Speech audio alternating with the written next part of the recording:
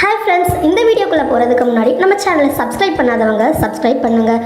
கூடவே நம்ம சேனலோட அப்டேட்ஸ் எல்லாம் தெரிஞ்சுக்க பக்கத்தில் இருக்க பெல் பட்டனையும் கிளிக் பண்ணுங்கள். Hi hello friends, welcome to only Tamil channel. இன்றைக்கி நம்ம பார்க்க போகிறது என்னென்னு பார்த்தீங்கன்னா, இப்போ நிறைய பேருக்கு இருக்க பிரச்சனை என்னென்னா அன்எம்ப்ளாய்மெண்ட், அதாவது வேலைவாய்ப்பு இல்லாதது.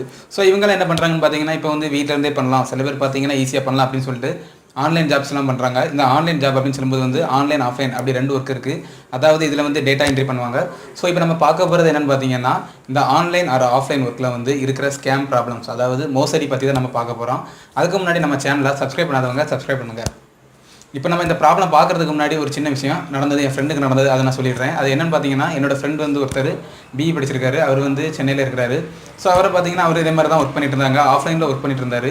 ஸோ பார்த்தீங்கன்னா அவங்க வந்து என்ன, இந்த ஆஃப்லைனில் ஒர்க் பண்ணும்போது வந்து ஒரு பேப்பருக்கு இவ்வளோ அமௌண்ட் சொல்லியிருப்பாங்க. அது வந்து இந்த ப்ராஜெக்ட் ஒர்க் பண்ணுறாங்க, அதாவது ஆன்லைனில் ஆஃப்லைனில் ஒர்க் பண்ணுறவங்களுக்கு தெரியும். ஒரு பேப்பருக்கு வந்து இவ்வளோ ரூபாய் அப்படின்னு சொல்லி அவங்க வந்து ஃபிக்ஸ் பண்ணியிருக்காங்க. அதுக்கு என்னென்னா முதல்ல வந்து ஒரு 10% கட்ட சொல்லியிருக்காங்க. அது அவர் கட்டியிருக்காரு. பட் அவர் சொன்ன டேட்டுக்குள்ளே இவரால் முடிக்கவும் முடியலை. அதுக்குள்ளே அந்த கம்பெனிக்கு சில ப்ராப்ளம் ஏற்பட்டு அவருக்கு அந்த இதுவே போயிடுச்சு. ஸோ அவர் கட்டின அந்த அமௌண்ட் லாஸ் ஆகிட்டு.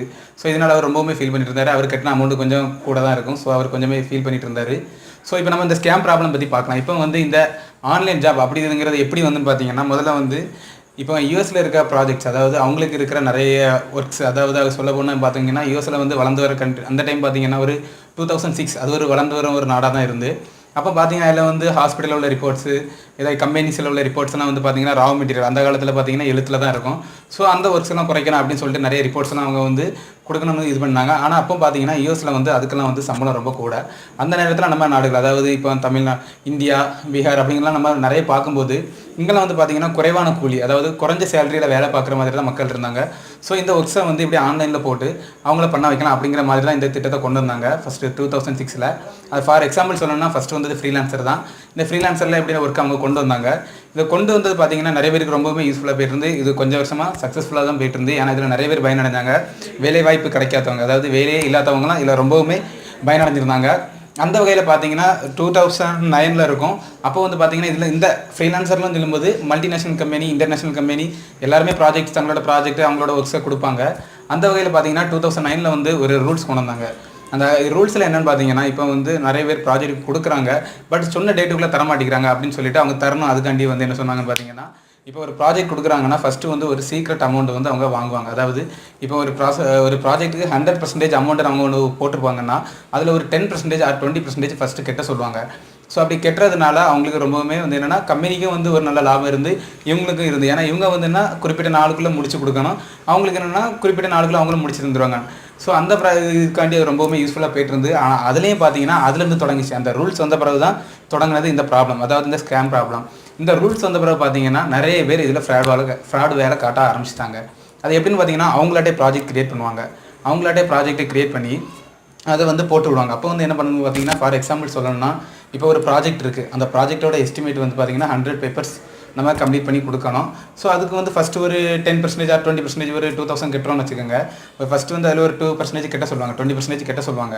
நம்மளும் வந்து இப்போ 2% சொல்லும்போது 2000 கட்டுறோமே, ஒன் பேப்பருக்கு 100 rupees வச்சு கிடைக்குது அப்படின்னு சொல்லி கணக்கு போட்டு பார்க்கும்போது 100 பேப்பர் அப்படின்னு சொல்லும்போது வந்து 10,000 கிடைக்குது. ஸோ 2000 நம்ம கொடுத்தா நம்ம அதுக்கப்புறம் இதை நம்ம கரெக்டாக முடிச்சு கொடுத்துட்டோம்னா 10,000 கிடைக்கும் அப்படிங்கிற மாதிரி அவங்க பிளான் போட்டு அந்த 2000 கட்டுவாங்க. பட் இந்த ஃப்ராட் சிஸ்டம் வந்தப்பறம் என்ன பண்ணாங்கன்னு பார்த்தீங்கன்னா, அந்த 2000 கட்டின பிறகு வந்து பார்த்தீங்கன்னா அவங்க வந்து ஒரு அக்ரிமெண்ட்டில் சைன் போடணும். அந்த நம்ம அக்ரிமெண்ட்டில் சைன் போடணும். அந்த அக்ரிமெண்ட் சைன் போடுறது தான் முதல் தப்பு. ஏன்னா அதை வந்து நம்ம கொள்ளாது. சில பேர் பார்த்தீங்கன்னா அவசரமாக இதில் என்னத்தை இருக்க போது இத்தனை நாளுக்குள்ளே முடிச்சு கொடுக்கணும் அப்படின்னு சில பேர் அதை ரீட் பண்ணாமலே சைன் போட்டுருவாங்க.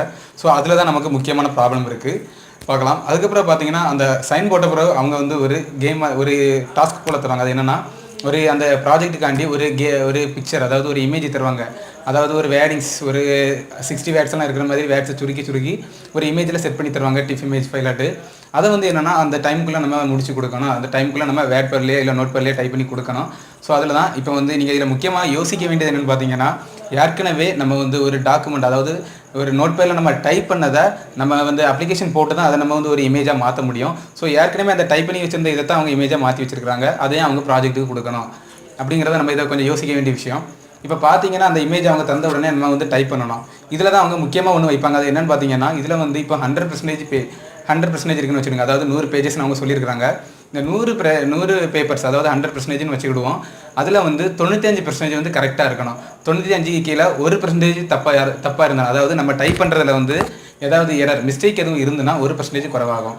நீங்களே கணக்கு போட்டு பாருங்கள். இப்போ ஒரு 100 பேஜின்னு தரும்போது 5% சொல்லும்போது ஒரு பேப்பருக்கு ஒரு எரர் வச்சு பார்த்தாலும் 5 பேப்பருக்கு அது போயிடும். ஸோ நம்ம வந்து ஒவ்வொரு பேப்பர்ஸில் எரர் போடும்போதும் 6வதாக ஒரு பேப்பர்ஸ் நம்ம எரர் போட்டோம்னா நமக்கு அந்த ப்ராஜெக்ட் டெர்மினேட் ஆயிரும். நம்ம கெட்டுற அமௌண்ட்டும் கிடைக்காது. ஸோ இப்படியே பார்த்தீங்கன்னா இது மாதிரி அவங்க நமக்கு தெரியும். நம்ம சில பேர் யோசிப்பாங்க ஒரு 2000 தானே போட்டு நம்ம அடுத்த இதில் பார்த்துக்கலாம் அப்படின்னு யோசிப்பாங்க. பட் பார்த்தீங்கன்னா இந்த ஃப்ராட் வேலையை வந்து ஒரு பெரிய தொழிலாக மாறிட்டுன்னு சொல்லலாம். ஏன்னா இதே மாதிரி அவங்க நிறைய பேர்கிட்ட பண்ணுறாங்க. ஸோ இது அப்படி ஒரு தொழில் மாதிரியே மாறி அவங்களுக்கு அது பெரிய அமௌண்ட்டாக இருக்கும். ஏன்னா அது அவங்க நிறைய பண்ணுறாங்க. நமக்கு வந்து சரி ஜஸ்ட் 2000 தானே போட்டுன்னு சொல்லி நம்ம விட்டுருவோம். பார்த்தீங்கன்னா இப்போ அதிலே வந்து என்னென்னா அந்த இமேஜில் நம்ம வந்து டைப் பண்ணி கொடுத்து ஒரு ப்ராஜெக்ட் டெர்மினேட் ஆயிடுது. அதுக்கப்புறம் பார்க்க வேண்டியது என்னென்னு பார்த்தீங்கன்னா அவங்க வந்து இன்னும் சொல்லுவாங்க. முக்கியமாக நம்ம சொல்ல போகணும்னு பார்த்தீங்கன்னா ஃபஸ்ட் அந்த 2000 கெட்டும்போது சொல்லுவாங்க இது ரீஃபண்டபிள் அப்படின்னு சொல்லுவாங்க. அந்த அக்ரிமெண்ட்டில் தான் எல்லாமே இருக்கும். ஸோ நம்ம அதை பார்த்து தான் சைன் பண்ணணும். இப்போ முக்கியமாக பார்த்தீங்கன்னா நிறைய நியூஸ் பேப்பரில் ஆட்ஸ் வந்திருக்கும். இந்த HTML ப்ரோக்ராம் இத்தனை பேஜ் டைப் பண்ணால் எவ்வளோ ரூபா நீங்கள் ஏர்ன் பண்ணலாம், அதாவது லோ லெவலில் நீங்கள் கட்டி ஹை லெவலில் நீங்கள் ஏர்ன் பண்ணலாம் அப்படிங்கிற மாதிரி அவங்க போட்டிருப்பாங்க. இதை நம்பியும் சில பேர் பண்ணுவாங்க. ஆனால் நீங்கள் கொஞ்சம் யோசிச்சு பாருங்கள். இப்படி அவங்க பண்ணுறதா இருந்தால் அவங்களே 2 பேரை வேலைக்கு வச்சு அவங்களே அதை வந்து ஏர்ன் பண்ணிக்கலாமே, அவங்களே அதில் லாபம் பார்த்துக்கலாமே. அதாவது இப்படி அவங்க செலவழிக்கிறதுக்கு பதில் அவங்களே 2 பேரை வேலைக்கு போட்டு ஏர்ன் பண்ணலாமே, அப்படியே அவங்க செய்யலாம். அதை நீங்கள் கொஞ்சம் யோசிச்சு பார்க்கணும். ஸோ இப்போ பார்த்தீங்கன்னா இதில் வந்து சில பேர், நான் எல்லாருமே சொல்லலை, சில பேர் வந்து பார்த்தீங்கன்னா இதில் ஏமாந்துருப்பீங்க. பர்சனலாக அப்படி யாராவது ஏமாந்துருந்தீங்கன்னா அதை நீங்கள் கீழே கமெண்ட் பாக்ஸில் கமெண்ட் பண்ணுங்கள். மேலும் நான் சில பேர் சொல்லுவாங்க நான் இதில் வந்து அமௌண்ட் கட்டி நான் ஆஃப்லைனில் ஒர்க் பண்ணுறேன், இப்போவும் ஏர்ன் பண்ணிட்டுருக்கேன் அப்படின்னு சொல்கிறவங்களும் நீங்கள் வந்து கீழே தைரியமாக கமெண்ட் பாக்ஸில் கமெண்ட் பண்ணுங்கள். நான் அதுக்கான வீடியோ வந்து அடுத்த ரிப்ளைல நான் போடுறேன்.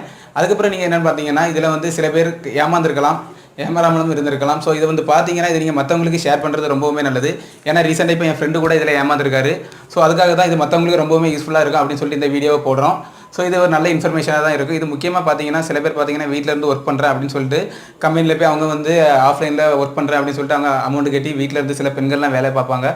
பட் இது ஒரு ஏமாத்தமாக இருந்துடக்கூடாது அப்படிங்கிறதுக்காண்டி தான் இந்த வீடியோ. ஸோ இதை மற்றவங்களுக்கு முடிஞ்ச வரைக்கும் ஷேர் பண்ணுங்கள். இது போன்ற வீடியோக்களுக்கு மறக்காமல் நம்ம சேனலை சப்ஸ்கிரைப் பண்ணுங்கள். தேங்க்யூ.